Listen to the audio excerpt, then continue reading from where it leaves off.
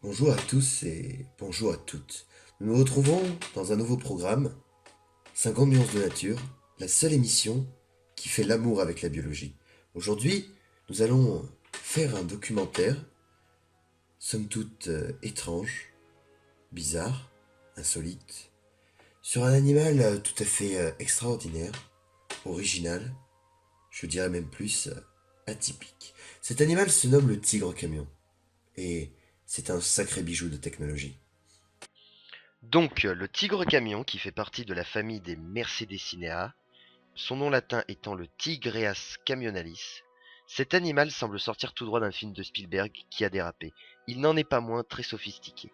Étant très rare, aucune vidéo n'a été prise pour le moment. Seules quelques photos existent sur le Deep Web.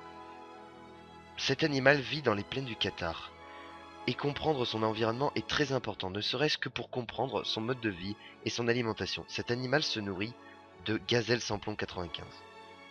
Les gazelles sans plomb 95 de la famille des Gazolineae, son nom latin étant Plombearis tatane. Elles ne vivent aussi que au Qatar. Coïncidence? Je ne pense pas. Maintenant, intéressons-nous au tigre camion de plus près.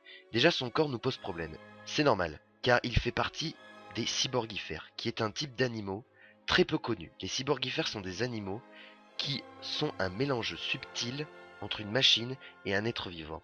Le tigre camion, grâce à ses 4 roues motrices, peut atteindre des pointes de 400 km/h.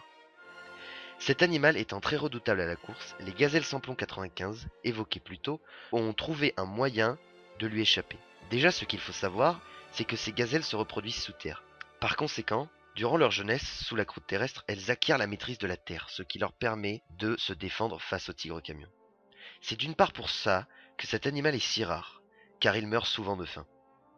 L'un des points négatifs du tigre camion, c'est qu'il pollue beaucoup. Vous allez me dire, mais pourquoi il pollue beaucoup? Tais-toi, j'y arrive. Eh bien, le tigre camion a un système de digestion très complexe et difficile. Par conséquent, il a beaucoup de gaz. Et ces gaz sont très riches en CO2 et en méthane. Et pour finir, cet animal est chassé pour sa rareté.